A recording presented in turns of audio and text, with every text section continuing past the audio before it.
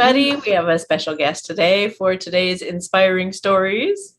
Her name is Sherri, and she is going to share her journey of awakening with you guys, beginning with her history of, and then how she came to be what she's kind of woken up to today.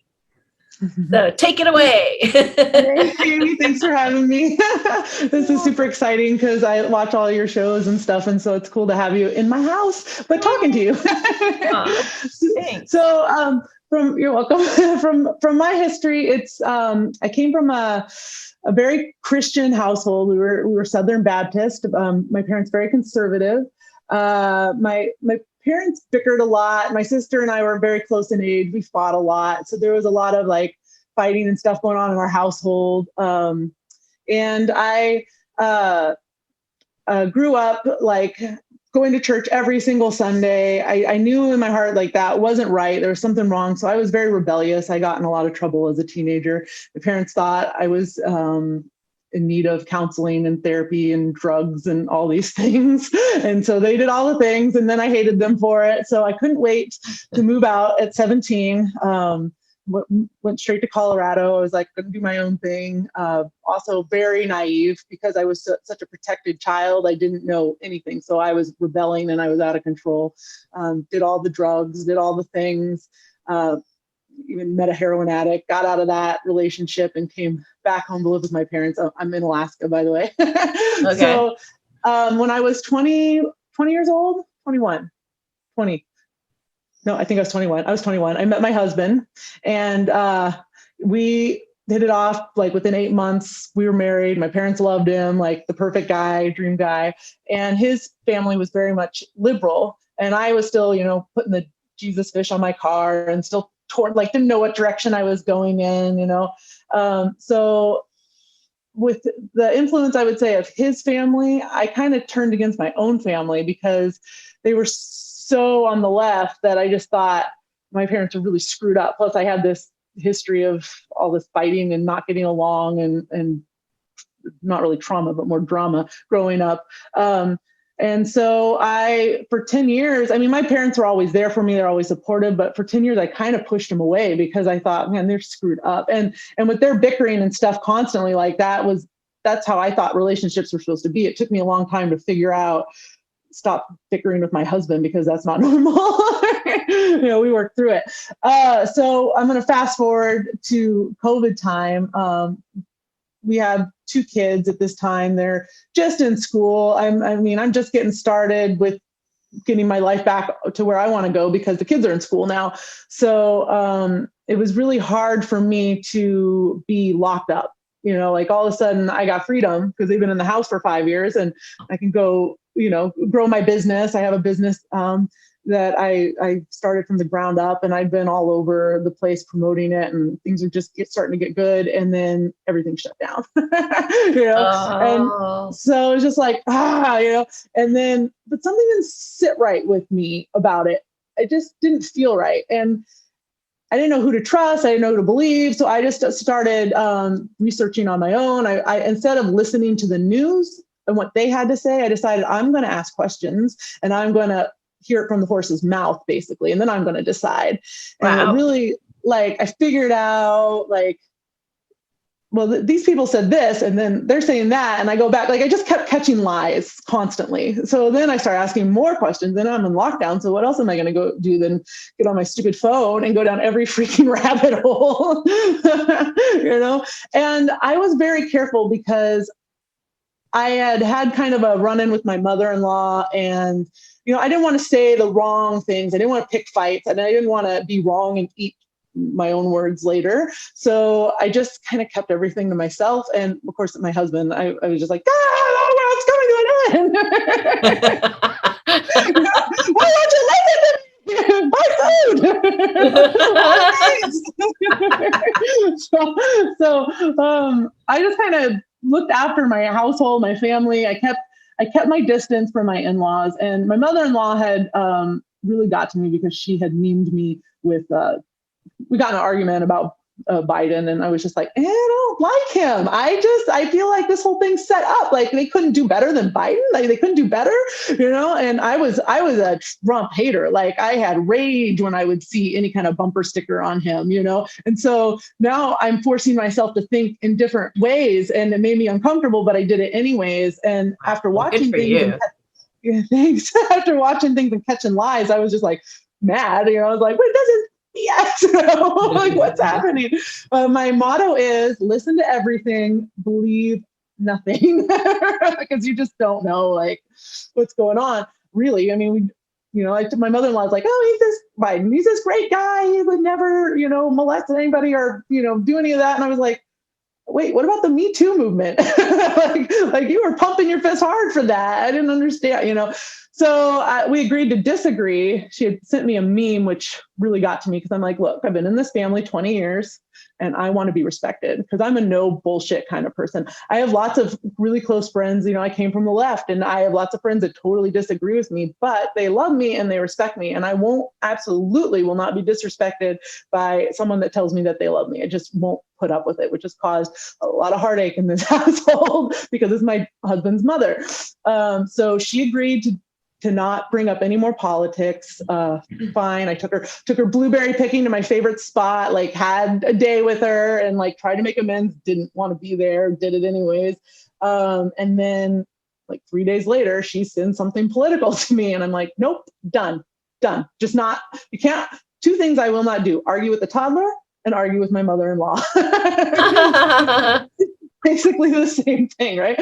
So I decided that I was just gonna just drop out, like tap out. I'm done, and that's kind of what I do. I tend to run away from things because I don't want to deal with it. It's like drama. I don't like drama.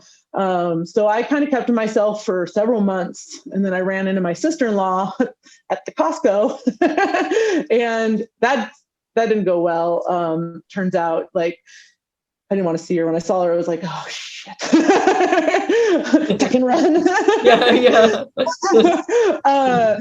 Ironically, I was buying masks too for the airplane ride. I was just like, yeah. She got me at the mask station. That's so funny. She wanted to know how I was doing and small talk. And this whole time, mind you, our kids were not allowed to play because she's got this old babysitter that could die of COVID. And so we were absolutely not allowed to play, which I respect. But then at the same time, she had another little kid over and she posted that on her Facebook, and I'm just like, oh, nothing. And it really bothered me. So she asked me how I was doing and I kind of gave her the short story of my mother-in-law and she gets it. She knows Donna. And she was like, oh, okay. Yeah. But isn't there some way we can work around it? I was like, I'm not going to be the elephant in the room. That's not going to happen. Like I tapped out. I'm done. It's cool. Like the kids can go over there. You guys can see each other. It's fine. And she's like, yeah, well, it's so great because we're all vaccinated now. And so we can hang out. I was like, oh, no, we're not. I'm not getting my kids vaccinated and my husband's not. I'm not. You can't be around the family then, So none of us, according to her, were like not allowed around the family. So there was a lot of anger over this time. Like that set me off. I called her out on something and we were in Costco. So of course I was cool and I couldn't really say what I wanted to say. But she huffed off. She was like, I just can't, and just stormed off. I was like, okay, bye. And so this anger was building up because, gosh, I think this is mid 2021 when I ran into her. And I was just like, fine, we're out of the family. Cool, done. I'm not going to play games with these people. And it's really been hard on my husband because he loves his family as he should. But at the same time, I'm like, they're awful. Like I'm not going to be treated like that, period. And I mean, why would she talk like that to me and not say the same thing to you and kick, So anger is just building up. I'm mad. I'm on lockdown. I've had anger my whole life, like all this, I got my health issues from this. I developed candida in my guts. Like the whole year, things weren't functioning right. My eyes were swelling up. I had a rash on my hand. Like couldn't get rid of it. I was going to the doctor for it. They would give me ointments, and then I went to a holistic doctor and changed my entire diet. Things still weren't getting better. And so I was talking to a really close friend that lives in Costa Rica, and she says, you got to come down, you got to do the medicine, you got to do the Kambo, like Kambo will take care of it. And so I said, cool, I'm in. Actually, I manifested this because I'm like, how am I going to get there? You know, I got to have the time off and it's going to be expensive. And I thought to myself, I'm going to get free tickets to Costa Rica. And I was talking to my dad about it. And he was going to give me let me buy his buddy pass off of him and do like a thing with my friend. And we were going to split the price. And he's at like 300,000 airline miles. And he's like, yeah, you can just have my airline miles and pay me for them or whatever. And I was like, well, what do you want for them? And then he's like, I don't know. I'm never going to use them. I'm like, well, if you're never going to use them, just give them to me. So he's like, okay. so I was like, really? So I manifested tickets for my friend and I to go to Costa Rica. That's amazing. Yeah, it was so cool. I'm good at manifesting, although I'm very good at manifesting stuff I don't want. And when I do it, I'm like, dang it, I know I'm doing this. So actually, I got a hammock for Mother's Day, and my daughter was so excited about giving me my Mother's Day present. And I was like, well, at least it won't be a hammock, because I got one of those a couple years ago. And I cuss my husband in my mind every time I have to move the frame to mow the lawn. So I was like, at least it won't be a hammock. But apparently the net had broke on it and I didn't even know. So he replaced the netting, which is funny because I was like, that's what I get for thinking that. I have a dream of having a hammock that rocks. Oh, back and forth. That's what it's like. That'd be nice. You were in Alaska. You have a bird? Maybe it'll purr. Maybe it'll purr too. It'll be like a purring, rocking action. Little cubbies for all the cats to curl up on. Anyway, so you went to Costa Rica. So I went to Costa Rica, not knowing, I didn't really research anything. I was like, I'm just going to do this, right? Like, I just got to, whatever the universe wants me to do, we're going for it. So I get there. Now we started eating clean. I was told eat clean. So from the 1st of April, and I left on like the 10th, and I got there on the 11th. So I've been eating really clean, no meat, no coffee, mostly fruits, vegetables. I was doing some Ayurveda type stuff, like just trying to detox and prepare. So I'm thinking my first thing I get there, the next day it's Kambo treatment. I'm thinking it's something you take. I have no idea what I'm doing. We do some breath work. I talk with the shaman. We do some breath work. We do ice bath therapy. And then we go to do the Kambo. And he's like, do you know what to expect? I'm like, nope, I have no idea. I'm thinking I'm going to drink a little juice and get rid of stuff. So it's not. So wait a minute. Cold bath therapy. What is that? You just dip into a cold bathtub? Ice bath. So they had a freezer set up. This is like Wim Hof stuff, right? So we've done our breath work, and the idea is to let go of your ego, because your ego is going to tell you, get out. You're going to die. Get out. And you have to like relax in the spot. You get in there, you're like, oh my God. It's so cold.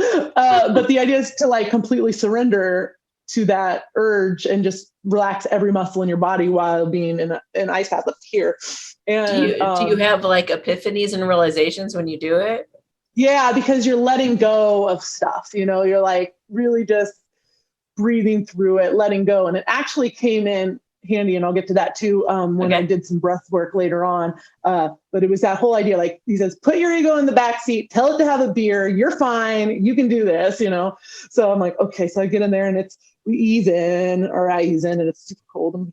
But eventually I'm able to just breathe through it and completely like release all this tension here, because you instantly want to tighten up. And the first time we did it, because it was a 3-day treatment, so the first day I did 5 minutes in there. And eventually I got up to 6.5 minutes, I think. But it helped me like just kind of let go of things and not be bothered by the cold and be okay with it. And this guy does it every day for at least 3 minutes a day, because he says, if I can start my day out like this, there's nothing harder.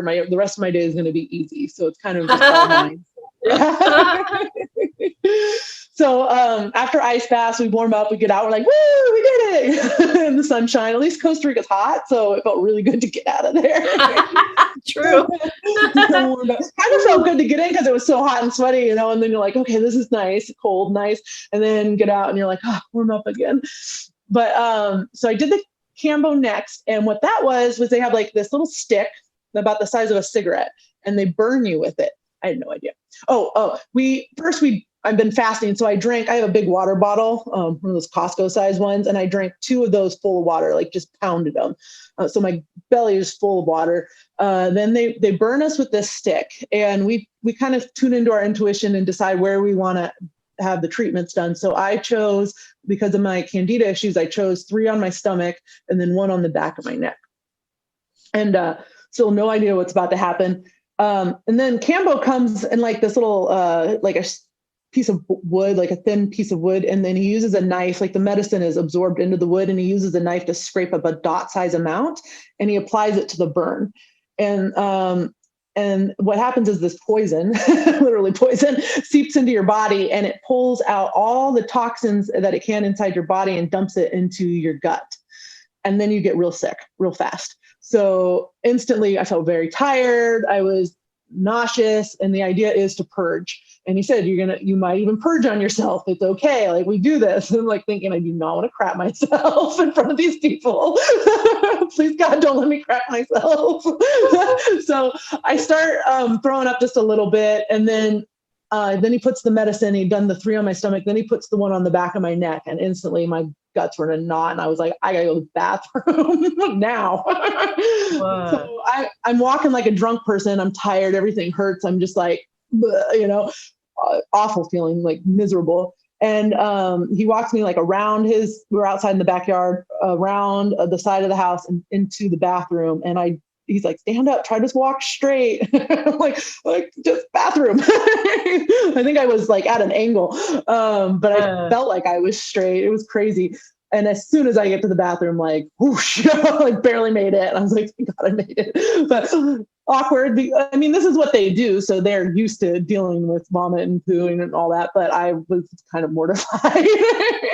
But I completely surrendered and just did what I had to do. And then his name was Nico. And then his wife was Karina. So Karina came back. He went back out to help the other guy that was doing the Kambo treatment with me. And Karina came back in and sat with me and gave me the bucket. And I just sat there and released from both ends. They call that a double blessing or a rainbow purge. And so I was just like sick. I'm laying up against the wall. It was awful. So we did that for 3 days.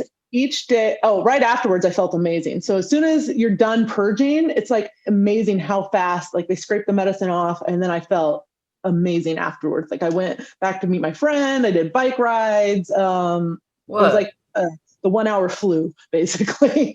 But the stuff that came out of me when I threw up, like the first day it was bright yellow and I could see the candida floating in it. The second day it was dark brown. And the third day it also with candida floating. And then the third day it was also dark brown with little bits of green. And by now I'm like, what is that? Like I haven't eaten in 3 days. I've been through this is the third day of vomiting. Like, what is that? And she said, oh, that symbolizes anger. And I was like, interesting. Okay, good, get it out. So then on the third day, we did the Bufo treatment. Now, Bufo is the world's most powerful hallucinogenic. And I know there are no words in the world that could describe what I was about to go through. Okay, cool. Yeah. Did you get scars from the I did. burning? Yeah. I'm sure they'll fade out, but my stomach from having babies is so scarred up anyways. I was like, whatever. And then I have a couple on the back of my neck. And then on the third day I did on my lower back because I have pain sometimes with my lower back. So I decided to do the treatment there as well. And that the third day, because I did on my back, I went down in like child's pose instead of laying on my back as the medicine did its thing. and they call this frog face, but my face swelled up and my lips got real big, and I would try to drink water and I just dribble out. And I was joking. I have a friend that gets her lips Botox, and I tease her a lot because it looks ridiculous. But I was like, I gotta send a video to my friend. I'll get my lips done.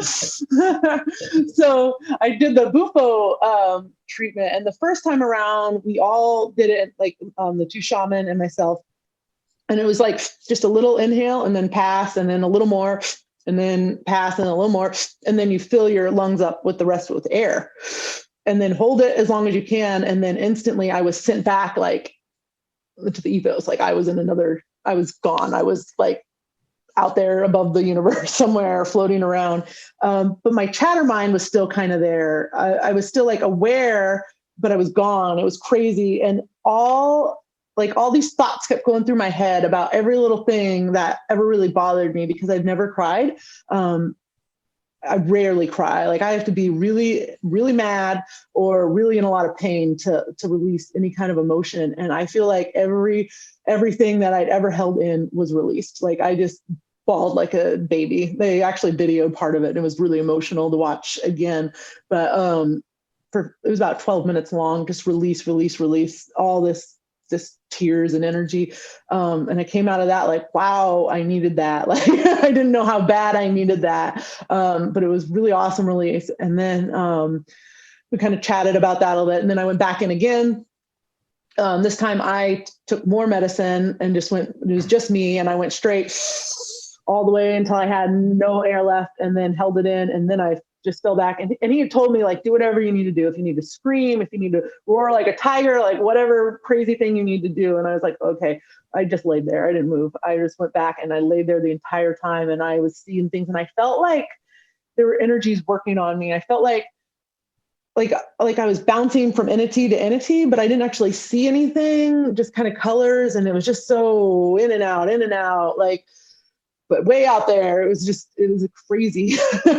And then slowly I started to come back. It's not a long high or a long journey or whatever. It was about 15 minutes that time, I think. And then we kind of talked about what I experienced, and then we were done for the day. Ate some food. I had some watermelon because I hadn't eaten in 3 days, and that was nice. And then later on, it was funny because my friend asked, well, what are you going to do after Bufo? And I said, well, I'm going to go ride horses. And she's like, are you serious? I was like, what, is that bad? Because I didn't know what I was doing. She's like, oh, go ahead. You'll be talking to the horses. So I got my horse's name was Santa Martha, and she was very old, and she told me that her job was bullshit, and she was tired, and I didn't want to carry my heavy ass. And then she also liked the apples that I gave her. So it was pretty funny. But it was just like amazing experience and amount of release. So the next day I was set to do an ayahuasca ceremony with all women up in the mountains. And it was crazy, but it was a beautiful thing because all these women were coming together to heal. That's the whole point of the ceremony. Like, it's not a party drug. A lot of people have this misconception that it's a party drug. There's one truther that I was listening to right before my trip who did a little talk on ayahuasca, and she couldn't have been more wrong about it. But she compared it to like the other drug that starts with an A that the elites do. And I'm like, this is plant medicine. Yeah, she was way off. I tried to lay her out in the comments, but another woman or somebody, I don't know if it was a woman, but somebody else had like explained it and said, you should really do more research on this, So I don't know. I was just like, I hope she realizes that she's way off on this one. Because I like listening to her. But like, you got to know what you're talking about, or I can't listen to you if I feel like you don't know. So I was hoping one day maybe she could hear my story as well, because it really was a beautiful experience to watch these women come in with. Some women had some serious trauma, and they were just there to work through it and get it out and deal with it, face it, whatever. And it was very ceremonial. We gathered with the shaman. There's 2 women shaman. One carried more masculine energy, and she said the only way that they could do this ceremony is if she was more on masculine energy, because if not, it would be crazy because if there's no masculine to balance it out, you just have a bunch of like crazy women probably tripping, So the shaman were amazing. They traveled the world doing these treatments and stuff. And we were in a maluka, which is a big round hut with no walls on it, huge kind of space. And we all had air mattresses going all the way around. There was about 30 women there. We kind of chose our space, met our, side friend, whoever was sleeping next to us. And then when the ceremony happened around 7 or 8 o'clock, we did some breath work and then some other stuff. And we went up to the shaman, took in the medicine. And for me, nothing much happened with my first dose, kind of relaxed a little bit of a body high. And then I went back to my second dose. Now, this is where it just went crazy for me because I've been watching you for a really long time. And I've always been fascinated by the light language, but never has come to me, nothing. And I also watch a lot of Cryon and Abraham Hicks and all this like channel stuff. So I've just always been fascinated by it, but never I can't do that, Well, apparently on ayahuasca I can because I immediately went into hands in the air. And it's like my brain was back here watching the whole thing, but I was doing work. I was seeing visions of people in my life and I had to work on them. I had to do things. I had to help them. And I'm just like, what's the guy? Just like speaking I'm like, can I pick up Spanish like this, please? And I'm just doing work. And then I'd hear somebody off to the side vomiting or something. And I would take time to be with them. And I would just be like, well, okay, just like this coming out of my mouth. And then my chatterbox friend's like, what the freak am I saying? And I did this for 4 or 5 hours, just hands moving, just moving energy and wow, just like nonstop doing work. Like that's how I felt. Like I have work to do. And then I remember I would see my sister-in-law and I remember and then I got this message, you have to work on her too. And I'm just like, okay. And then I would go in and do work on her and everybody in my family, my kids, my parents, my husband's parents, friends, people that I felt betrayed me in this whole situation. When my perspective started to open up, just everybody just doing work. And I felt like doing the Bufo beforehand really helped me because I was able to release all that emotion that I wasn't faced with that on ayahuasca. So when it was time for ayahuasca, I had released it. I'm ready to go. Let's do work. And when we kind of came out of it, 4 or 5 hours later, my friend that was next to me that went on this journey with me, she's like, what the hell did you see last night? It's I didn't see anything. I saw nothing. I had thoughts, but I didn't meet any kind of, I kept saying, I'm going to meet alien Jesus. And then I was like, I think I became alien Jesus. I don't know what happened. But she didn't have any kind, she went to sleep. She didn't have any kind of experience at all, which was interesting. Because they say the medicine works in different ways. So if you go to sleep, that's just it working on you internally. She went there to battle basically a broken heart, some issues with her father that she was trying to work on. And the second night, she had more success, physically releasing and forgiving. She said, I was able to forgive my father. And I was like, that's amazing. So the next day we had talked, we all gathered and we got to share our experiences. And I told the girls, I was doing work the whole time. And one of the girls said, at first it was distracting that you were doing this, but then it was grounding. I was like, I'm sorry. I had no control over that. But if I heard you crying, I was with you. Yeah. Oh, so it was crazy. And then the next night we did it. So it was a 2-night ceremony and we did it again. And this time I didn't feel same thing happened to me, hands up in the air, doing stuff, but I was more playful. I didn't feel like I had to do work.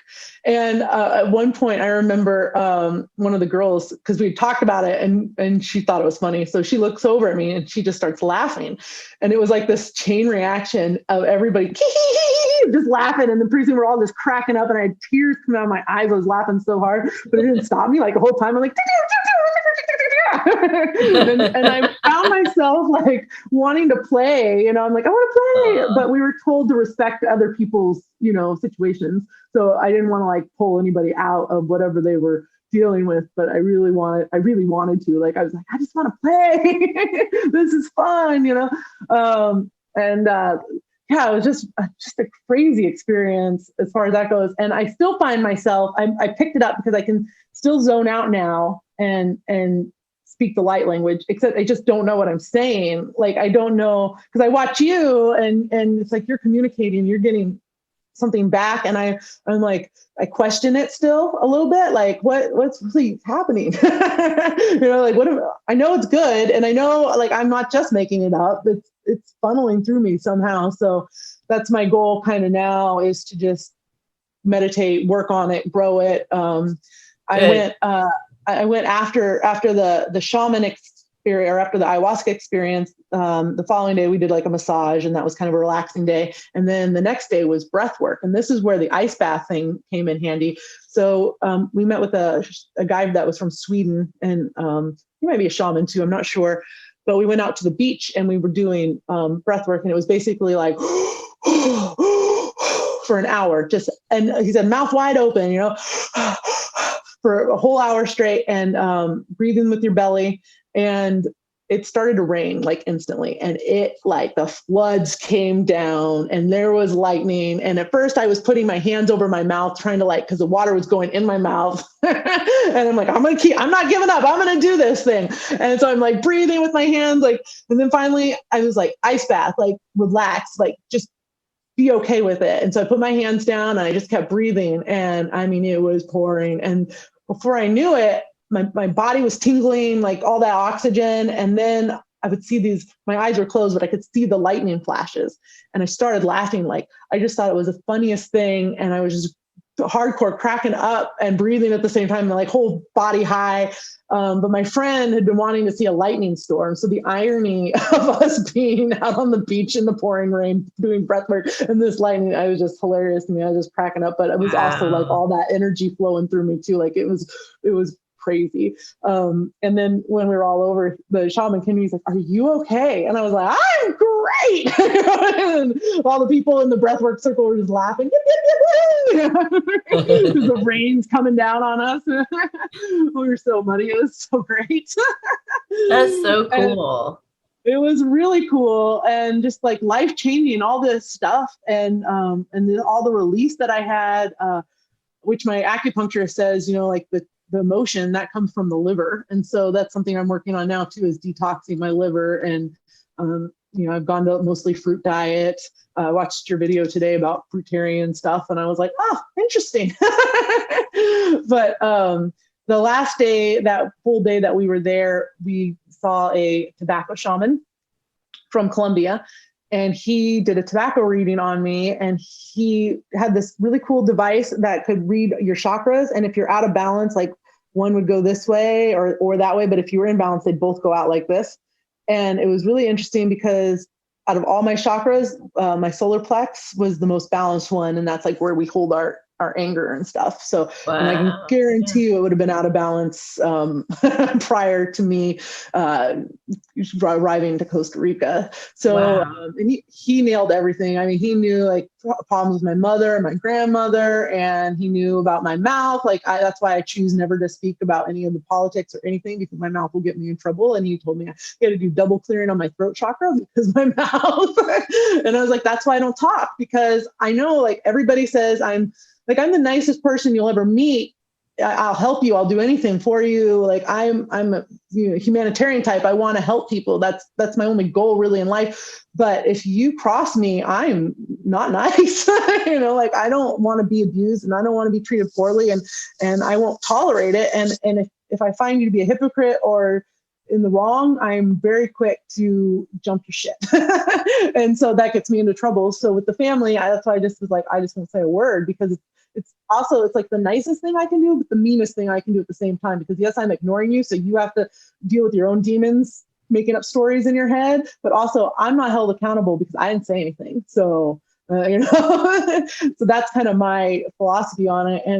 And also I came to terms with something someone had shared with me, through all this, is like, the universe took these people out of my life, not to punish me or to cause me stress or pain or misery or whatever, but to protect me, because they showed me who these people were and said, you don't need these people. Like, go find your tribe, go move on. It's okay. And it's totally fine. And I feel much better, like having that confirmed. I kind of always knew it, but it was just to hear somebody else tell me that, I was like, yeah, I like that.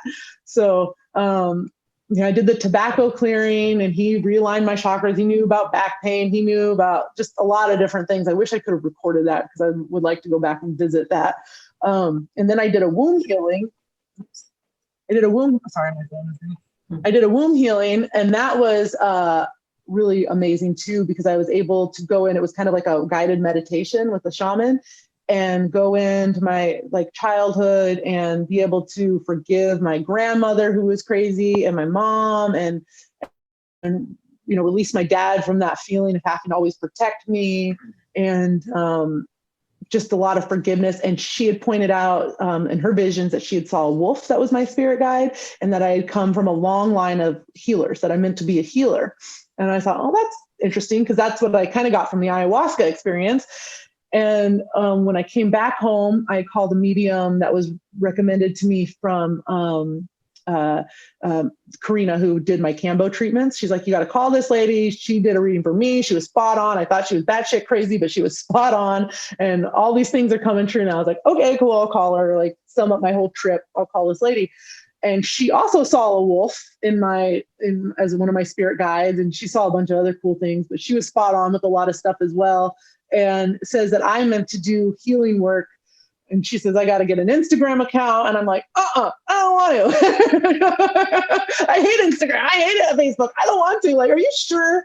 Oh, but when my Bufo, I left that part out in my Bufo treatment, I also got a very clear download that I am supposed to share my story on the internet. And I fought with that. That was my second time we did it. And I was like, nope, I don't do, like, I have a business and I pay someone a lot of money to handle all my social media, because that's how much I hate it. It's toxic and I don't like it. And I just like stay away, and I'm getting this message and I'm like arguing in my, no, I don't want, you're wrong. But then like all these confirmations that I'm supposed to do this thing. And I'm just like, at this point, I'm like, okay, well, if it's meant to happen, then it's going to kind of work its way in however it's supposed to. But until I really know that what I'm doing is legit, and really can feel it, then, I don't want to just start up something and be like, yeah, let me do this for you, so I definitely have to work on that. But coming back from Costa Rica, I feel a lot better. I'm not trying to run and be best friends with my husband's family anymore, and that's still really hard on him. In fact, he kind of stirred up the shit pot yesterday, reaching out to my sister-in-law. He went over there for Mother's Day to see his mom, and she was there, and he had a like coming to Jesus moment with her.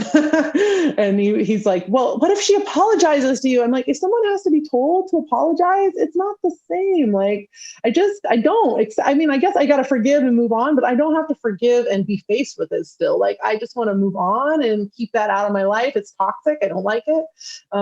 So they let him come around. Oh, yeah. Well, she denies ever even saying what she said to me. I'm like, how long have you known me? I was like, I have never caused, like, I don't make stuff up. Like, I don't cause drama with people. They do that. Like, they do that. I can quote this conversation verbatim pretty much, like, and the fact that no one's holding them accountable for what they said, that's not fair to me. I was like, she can deny it all she wants. That doesn't mean she didn't say it. And if you have to tell her to apologize, it means nothing to me. Like, even if she didn't say it and she was really upset that we weren't around or all the drama that was going on, she could have come to me and said, hey, what's going on? I don't know what's happening, but it's been 2 years now, or a year and a half at least. And I'm just like, no, it's too much time. And I don't care. And I don't really want my kids hanging out around her. It's just trauma, and I don't know. If I could move to Costa Rica, I would love that. But the medium I talked to said that wasn't in my cards. I was like, please. So are you and your husband on the same mindset? Kind of. He's getting there. Like, in the beginning, he just thought I was batshit crazy, but he loved me, so he's tolerating it. And now, like, he discovered another show. He watches Breaking Points a lot, and they aren't like really conspiracy theorists or whatever, but and they're a little more on the liberal side, I think. And so they said, they just ask a lot of questions that get people to think. And something that they said, I don't know, he came home one day and he's like, do you know about this or this? And I was like, for the love of God, what do you think I've been trying to tell you? And so he, if you ask him, he'd say he's purple pilled.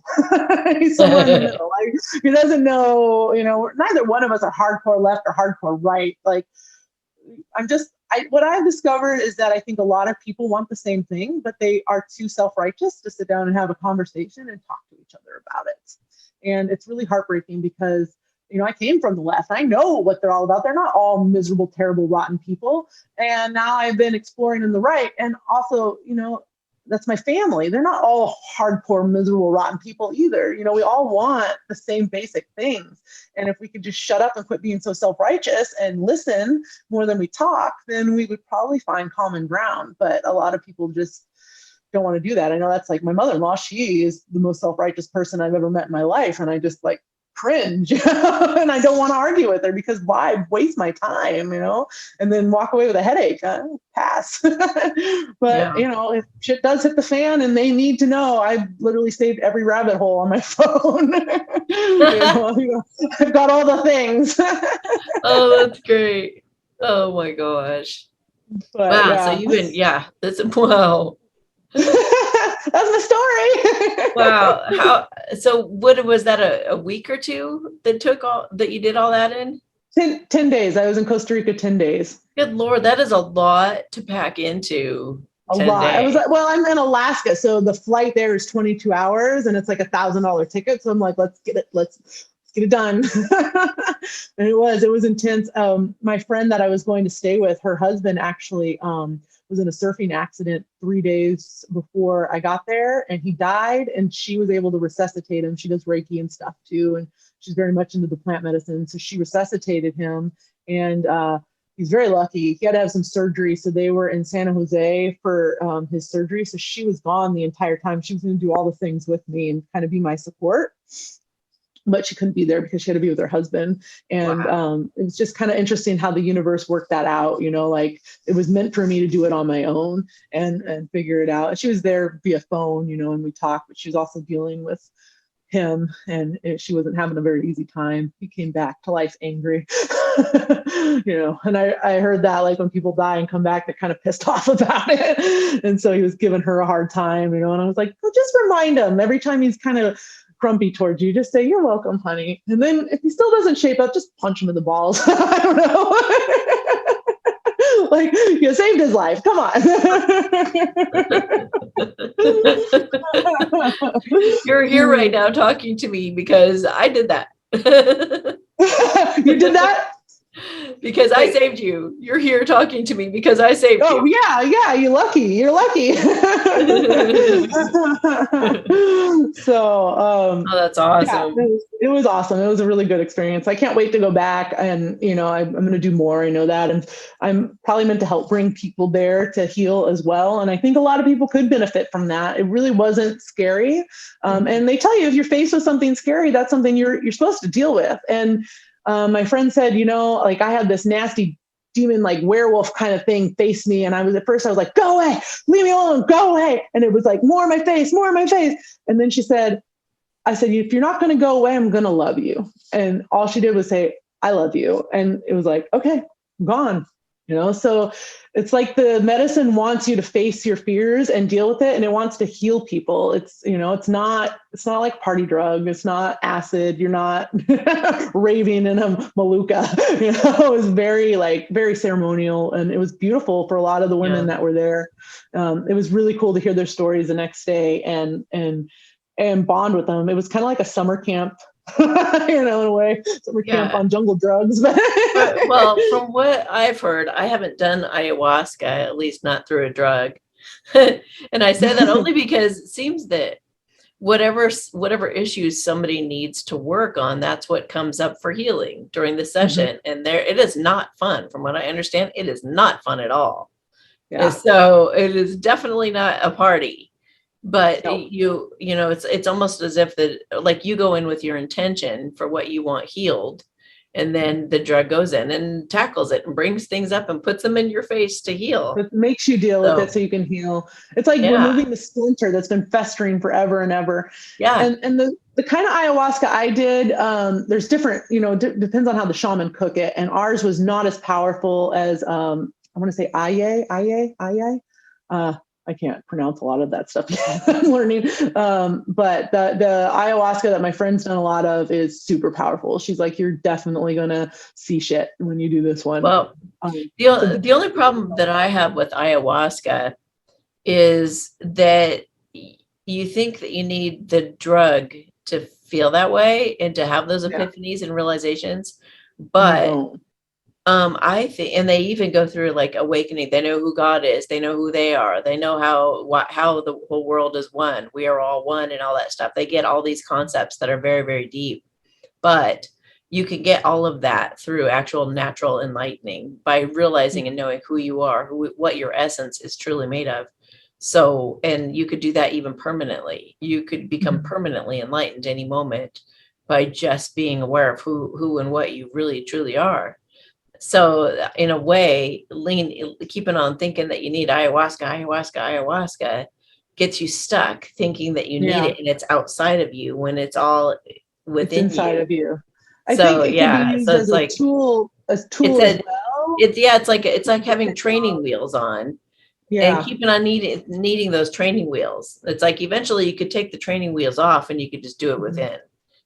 And that's kind of what I've noticed, like when I learned or when I started channeling the light language or whatever, and I come home and I'm like, I can still do this. And the power of breath work and all of that as well. Like when I was on the beach that day, it was all breath work, and I kind of had that same feeling and that same release of emotion.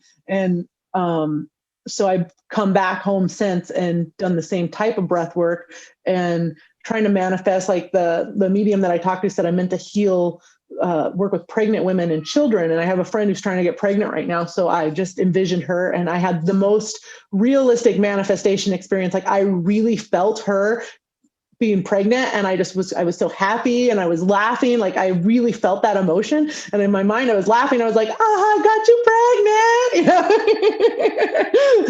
But I was like so joyful and just really feeling it. And that was something new for me because prior with manifesting, I hadn't actually like felt that before, not on that level. So I know it's there. It's just a matter of doing the work and developing it. Yeah. Well, I would definitely keep practicing that light language, and you don't need to know what it's saying, but you need to be in your heart space from whatever it is. Feeling, you manifest your intention. And so it's like feeling that intention, or like I practice with my plants. I got all my starters going right now. And so I go out in the garage and I just like feel, I just want them to grow. I want them to have strong roots and strong stems and grow tall. And so I put that intention here and then I just like let it go. And as long as no one's watching me, I feel pretty secure. That's perfect. But if my husband walked in, I'd be like, don't admit me into the crazy ward. You didn't think what you thought you thought. You didn't think that. That didn't happen. It did not happen as you thought it did. Oh, that's so funny. Well, is there any advice that you would give anybody watching during these times? Like, what advice would you give? I think that the universe has a plan, and try not to get upset when, I was betrayed by so many close friends in the whole experience, like judged.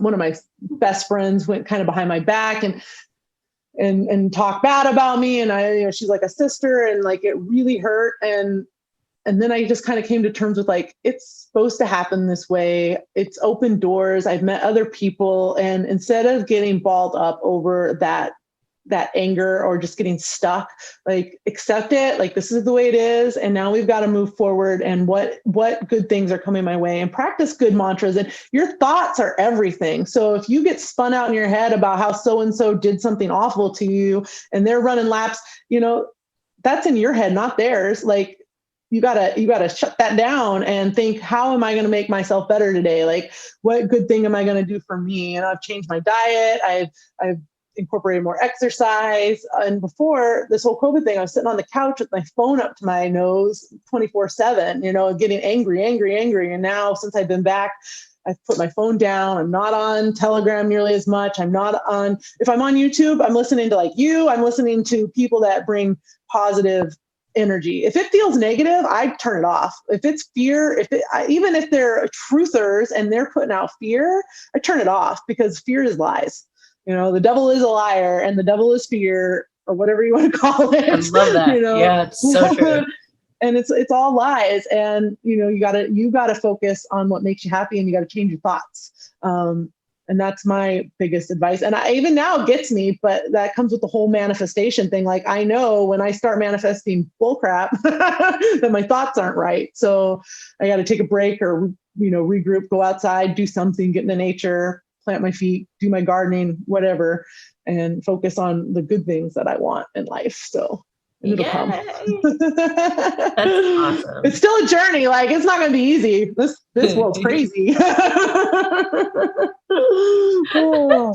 But we have a tribe, right? There's people out there just like us. So just find your people, manifest your people. Yes. Waste time on those that don't appreciate you, because nobody deserves to be treated. Well, you say that you're a master manifester. What's your how do you manifest? How can you teach somebody how to manifest? What do you do?